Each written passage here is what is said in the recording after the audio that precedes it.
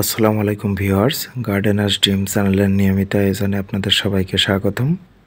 দেশ ও বিদেশের মাটি থেকে যে সমস্ত দর্শক আমার ভিডিওটি দেখছেন, আশা করি সবাই ভালো ও সুস্থ আছেন।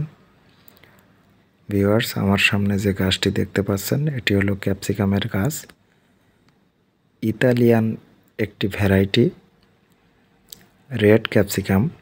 এটি 12 মাসি প্রজাতির একটি গাছ। কারণ আপনারা দেখলে বুঝতে পারবেন এর ফলন এত বড়, এমন সাইজের ক্যাপসিকাম সচরাচর দেখা যায় না। আর এত সুন্দর কালার, এদিকে আবার কাঁচা ফল, এদিকে প্রায় হারভেস্ট উপযোগী হয়ে গেছে। তো আমার পুরো হাতের ভিতরে আমি নিতে পারছি না, এত বড় সাইজ। তো বন্ধুরা, আমার বোন জামাই ইতালি প্রবাসী, তিনি কিছু বীজ নিয়ে আসছিল।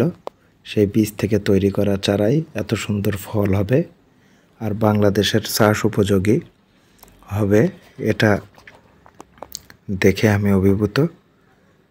দেখুন, একদিকে ফল, কাঁচা পাকা ফলের সাথে কিভাবে শাখায় শাখায় ফুল আছে।